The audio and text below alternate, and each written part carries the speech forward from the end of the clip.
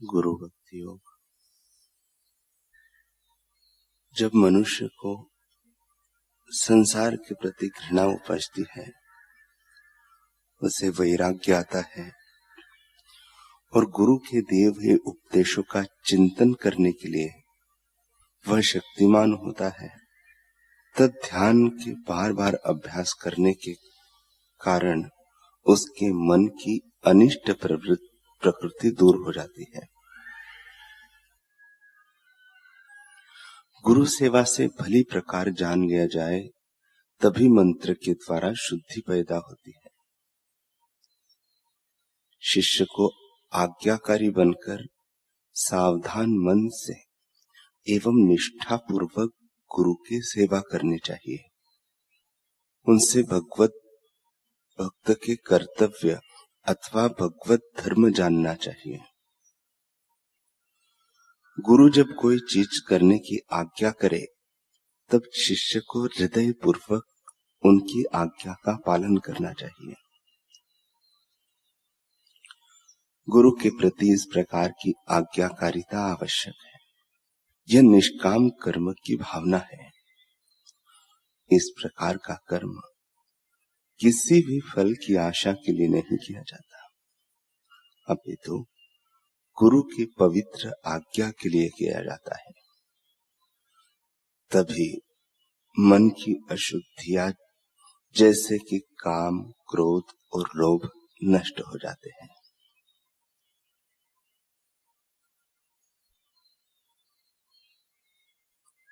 एक जिज्ञासु महात्मा बुद्ध से विनय करते हुए कहने लगा कि भंते, मैं आपकी शरण आया हूं, मुझे भिक्षु संघ में सम्मिलित कर लीजिए। महात्मा बुद्ध ने उसकी तड़प देखकर उसे संन्यास की दीक्षा दे दी और कहा, सच्चा शिष्य वही होता है जो अपने को गुरु में विसर्जित कर दे। शिष्य का अपना न रूप बचता है न नाम बचता है। आकृति तो देखने में अलग लगती है, पर स्वभाव वह गुरु का धारण कर लेता है। तो ऐसा ही शिष्य बन। जब वह भिक्षुओं से मिला तो उन्होंने पूछा, क्या नाम है तुम्हारा?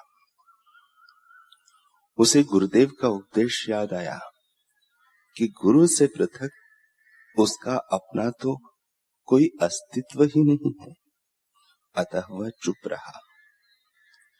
भिक्षुओं ने उसका नाम अनामी रख दिया। कहीं कोई पूछता, कुछ तो अपने बारे में बताओ। अनामी कहता कि इस हाड़ मांस के पुतले के बारे में जानकर क्या करोगे? अगर जानना है तो गुरुदेव को जानो, सुनना है तो गुरुदेव को सुनो, चिंतन करना है तो गुरुदेव का चिंतन करो, पाना है तो गुरुदेव को पाओ। अनामी सदा मन से गुरु का ध्यान, वचन से गुरु की चर्चा और तन से गुरु की सेवा करता रहता। कोई भिक्षुक बीमार हो जाता अथवा कोई कष्ट में होता तो वह उनकी यथा योग्य सेवा करता। कभी कभी सेवा करने वाला उसे खरी खोटी भी सुना देता। अन्य भिक्षुगण कहते, तुम सेवा के लिए क्यों भिक्षुओं के पीछे मरे रहते हो? देखते हो वे तुम्हें कैसी खरी खोटी सुनाते रहते हैं। तब वह कहता कि मैं गुरु आज्ञा पालन करता हूं, यह मेरा शिष्य धर्म है। अगर मैं यह धर्म नहीं निभाऊंगा तो पतित हो जाऊंगा, और अन्य शिष्यों भिक्षुओं की सेवा करना मेरी तपस्या है। अगर तपस्या नहीं करूंगा तो मेरी अहंता मुझे ही बर्बाद कर देगी। जब वे खरी खोटी सुनाते हैं तो मैं स्पष्ट देखता हूं कि मेरी अहंता गल गल कर छोटी होती जाती है। अतः मैं अपनी अहंता को गलाने के लिए भिक्षुओं की सेवा करता हूं। उसकी गुरु निष्ठा, सेवा भावना और त्याग के कारण वह सभी भिक्षुओं में प्रिय हो गया था।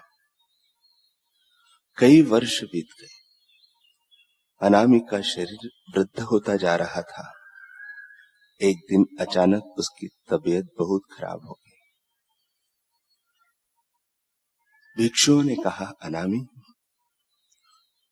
तुम जा रहे हो, जाते जाते यह तो बताओ कि क्या तुम्हें कुछ उपलब्ध भी हुआ? अनामी ने आंखें खोली, मुस्कुराया और फिर सदा के लिए आंखें बंद कर ली। भिक्षुओं ने रो रो कर महात्मा बुद्ध को सारी बात बताई कि अनामी जा चुका है। बुद्ध ने कहा, अनामी निर्वाण को प्राप्त हुआ है। भिक्षुओं ने कहा, आप यह क्या कह रहे हैं? क्या वह मोक्ष को प्राप्त हुआ है? परंतु मरते समय हमने उससे पूछा कि क्या कुछ उपलब्ध हुआ, तो वह कुछ नहीं बोला। उसे कुछ उपलब्ध हुआ होता तो कुछ तो बोलता। महात्मा बुद्ध ने कहा, उसका अहंकार गल चुका था। मैंने यह पा लिया, वह पा लिया, ऐसा पा लिया, इन भावों में से वह मुक्त हो गया था। जहां पर पा लिया, कर लिया यह भाव है, वहां पर अहंता है। वह अनामी अपनी अहंता को तो गुरु उपदेश के मनन से मिटा चुका था। वह भला अपनी उपलब्धि के बारे में क्या कहेगा?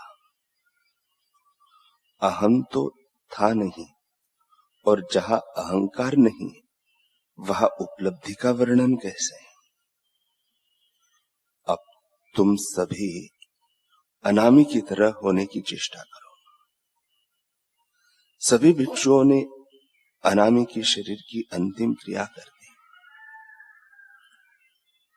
सद्गुरु द्वारा दिए गए अहंकार विसर्जन संबंधी मात्र एक उपदेश को अमल में लाकर अनामी माला माल हो गया।